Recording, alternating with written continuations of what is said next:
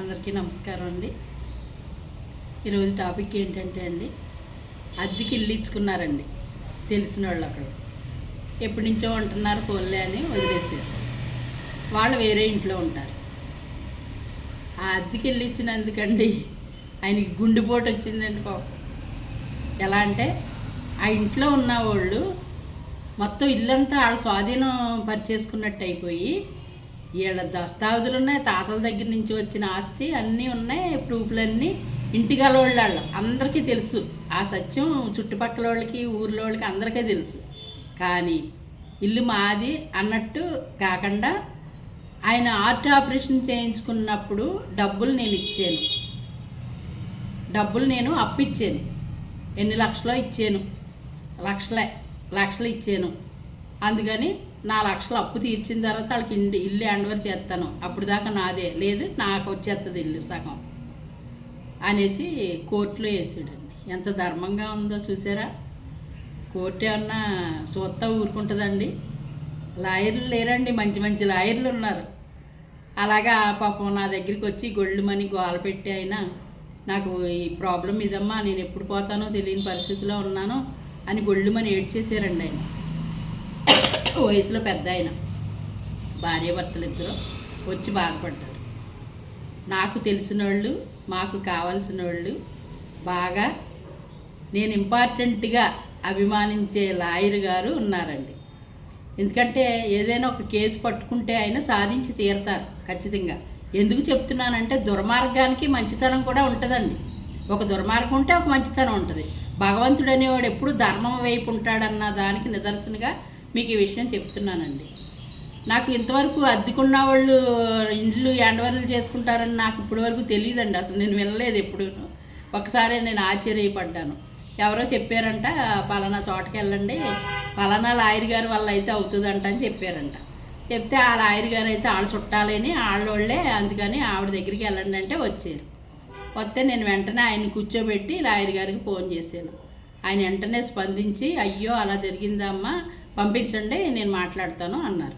ఈ ఇద్దరు భార్యాభర్తలు ఇద్దరు వెళ్ళారు. ఆయన కూర్చోబెట్టి, మీరు టెన్షన్ పడకండి, మీకు నేను అండగా నిలబడతాను, మీకు న్యాయం జరిగేలాగా నేను చేస్తాను, మీరేమీ టెన్షన్ పడకండి, ఎన్ని సంవత్సరాల నుంచి మీకు అద్దెలు ఇవ్వాలి, ఏమి ఇవ్వాలో అన్నీ మీకు హ్యాండ్ఓవర్ చేసేలాగా నేను చేస్తాను, మీరేమి టెన్షన్ పడొద్దు. ఏవీ టెన్షన్ అండి పాపం.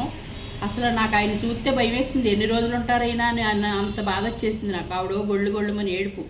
తల్లి పిల్లలు అందరూ పరుగులెట్టుకుని వచ్చారు రాత్రికాడు నాకు. అప్పుడు వెంటనే ఆయన దగ్గరికి వెళ్ళారు. ఈయన మనసు కొంచెం నేను చెప్పిన మాటలకు కొన్ని లాయర్ గారి దగ్గరికి వెళ్ళిన తర్వాత ఆయన భరోసా ఇచ్చిన తర్వాత మంచి ధీమా వచ్చండి, కొంచెం పర్వాలేదు, స్థిమితంగా మాట్లాడగలుగుతున్నారు. వణుకు తగ్గింది. ఆ వణుకు తగ్గి అప్పటికేనంటే చాలా రోజుల నుంచి తిరుగుతున్నారంట, ఇంటికన్నాడు కోర్టుకు తిరుగుతున్నారంట. నాకు తెలీదు. మా వెనకాలే ఉంటారు, మా గుడి వెనకాలే ఉంటారు, కానీ చెప్పలేదు ఎప్పుడు నాకు. అమ్మ అమ్మ అంటూ ఉంటారు. ఎప్పుడన్నా ఊరు అది వెళ్తే దీపం పెట్టమంటారు మమ్మల్ని. సరే అనేసి ఎవరో చెప్పారంట, సుబ్బలక్ష్మి గారి దగ్గరికి వెళ్ళకపోయారండి, సలహా ఇచ్చును కదా అంటే వచ్చారు. కానండి ఎంత గుడ్ న్యూస్ అంటే ఆయనకి ఎంత సంతోషపడిపోయి మళ్ళీ రాత్రి నా దగ్గరికి వచ్చారు. కేసు అసలు ఏమీ లేదు అందులో, ఉట్టినే తీసి పక్కన పెట్టినట్టు లాయర్ గారు పట్టుకుని దాన్ని అసలు కేసు లేకుండా వీళ్ళకే వాళ్ళ డబ్బులు ఇవ్వాలి, ఇల్లు అర్జెంటుగా ఖాళీ చేసి ఇంటికి వాళ్ళకి హ్యాండ్ఓవర్ చేయాలి, అలాగా న్యాయం చేశారండి. నిజంగా భగవంతుడు లాయర్ గారి రూపంలో ఉన్నారండి. ఎందుకంటే ఎప్పుడు కూడాను భగవంతుడు ధర్మం వైపు నిలబడతాడు అనటం కోసమే మీకు చెప్తున్నాను నేను. ధర్మం గెలిచింది. వాళ్ళు రాత్రి మళ్ళీ నా దగ్గరికి వచ్చారు. కేసు అయిపోయిందమ్మా, లాయర్ గారు ఇల్లు తాళాలు తీసేసుకోమని చెప్పారు, మీరు వచ్చి ఒకసారి నుంచుంటారా అమ్మా అని వచ్చారు. నేను పర్వాలేదండి, లాయర్ గారు భరోసా ఇచ్చారంటే మీకేంటండి బాబు, గుండ్ల మీద చేసుకుని ఉండండి, ఆయన ఇచ్చారంటే ఇంకా దానికి తిరిగి ఉండదు కదా అని అంటే, మీ వల్ల నేను అక్కడికి వెళ్ళగలిగాను, లేకపోతే ఆయన నాకు పరిచయం లేదమ్మా, నిజంగా నాకు దేవుడు ఉన్నాడు అని అనిపించింది. ఎందుకంటే ఆయన రూపంలో, లాయర్ గారి రూపంలోనే దేవుడు ఉన్నారు. నాకు న్యాయం జరిగిందమ్మా, నేను ఇల్లు హ్యాండ్ఓవర్ చేసేసుకున్నాను, ఇవాళ తాళాలు అవి తీసేస్తున్నాం, ఇల్లు శుభ్రం చేసేస్తాను అని అన్నారు. మళ్ళీ ఆయన ఉండగానే ఫోన్ చేసి ఇల్లు తాళాలు తీయమన్నారంట, పర్వాలేదా అండి అని లాయర్ గారిని అడిగాను.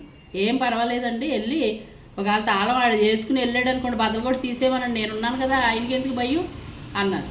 అంత ధీమాగా ఆయన చెప్తుంటే మీరు ఎందుకంటే భయపడతారు వెళ్ళండి అంటే వెళ్ళి తీసేసి వచ్చి ఏదో మాట్లాడబోయారంట, మా సామాన్లు ఉన్నాయి అయ్యి అని.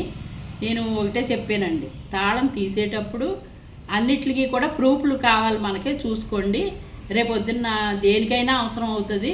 వాళ్ళు ఇల్లు మీ ఇల్లుని మా ఇల్లు అని చెప్పారు అంటే రేపొద్దున ఎంతకైనా తెగిలుతారు కదా, అందుకోసం అన్ని ప్రూఫ్లు జాగ్రత్త పెట్టుకోండి అని చెప్పాను.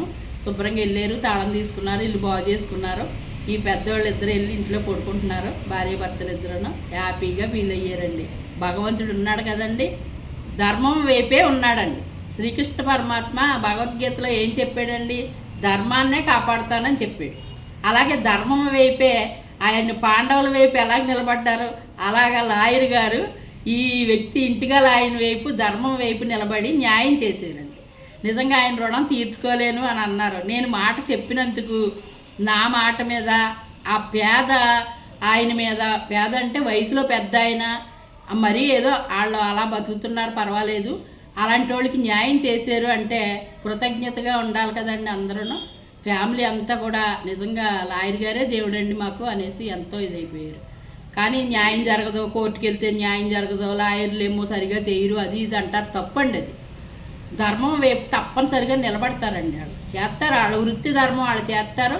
న్యాయం జరిగేదాకా కూడా వాళ్ళు పోరాడతారు, పోరాడి న్యాయం చేస్తారు. ఎందుకంటే ఆ స్థానం అటువంటిదండి. ఈ రోజుల్లో ఫీజులు తీసుకోకుండా అంత చెయ్యాలి అంటే ఖర్చులు ఉంటాయి, అయ్యి ఉంటాయి, ఇవి ఉంటాయి. మనం ఏమనుకుంటాం అంటే లాయర్లు డబ్బులు తినేస్తున్నారని అపోహగా మాట్లాడతారు కొంతమంది నా దగ్గరికి వచ్చి. తప్పండి అది, అలా తినరండి. వాళ్ళు ఫీజు అంతా అంతే తీసుకుంటారు. వాళ్ళకి కింద పనిచేసేవాళ్ళు బోల్డ్ మంది ఉంటారు, బోల్డ్ అంత ఎక్విప్మెంట్ ఉంటుంది, వాళ్ళకి బోల్డ్ అంత శ్రమ ఉంటుంది. అలాంటప్పుడు మరి ఆ ఫీజు కూడా తీసుకోకుండా ఎలా చేస్తారండి, చేయరు కదా. అందుకని ధర్మం వైపు ఎప్పుడు కూడా ధర్మం గెలుస్తుంది. లాయర్ రూపంలోనూ జడ్జి రూపంలోనూ ధర్మమే నిలబడింది. ఎప్పుడు కూడా పేదవాడికి న్యాయం జరగదు, పెద్దవాడికి జరుగుతుంది అంటారు. కాదండి, పోరాడేవాడు గనుడు, పోరాడేవాడు మంచోడు అయ్యుండి, మనసున్నవాడు అయ్యుండి, ధర్మం వైపు నిలబడేవాళ్ళు అయ్యుంటే తప్పనిసరిగా ధర్మమే గెలుస్తుంది, న్యాయం జరుగుతుంది.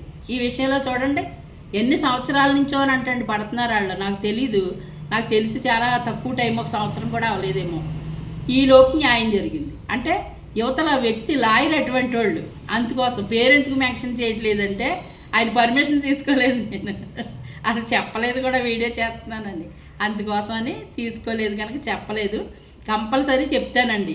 నాకు ఏదైనా ప్రాబ్లం వచ్చినా అంటే నా తరపున ఎవరికైనా ప్రాబ్లం వచ్చినా, నాకు ఏదైనా అవసరం వచ్చినా, నాకు సలహా కావాలన్నా, ఒక కడుపులో నుంచి వచ్చినట్టు కాదండి, మా బ్రదర్ అన్నమాట ఆయన. నేను ఎప్పుడు ఫోన్ చేసినా అటెండ్ చేస్తారు ఫోను, తప్పనిసరిగా దానికి ఒక సొల్యూషన్ చెప్తారు. ధీమాగా ఉంటుంది అనమాట. ఆ సొల్యూషన్ కూడా బలంగా మనల్ని ఎంకరేజ్ చేస్తారు, మనకు బూస్టింగ్ బాగా అందిస్తారు. అదనమాట అండి. చూడండి, ధర్మం గెలిచింది కదా, ధర్మం ఎప్పుడూ గెలుపుతుందండి. ధర్మం వైపు భగవంతుడు నిలబడతాడు, తప్పనిసరిగా న్యాయం జరుగుతుంది. ధర్మం ఉంటే తప్పనిసరిగా జరుగుతుంది.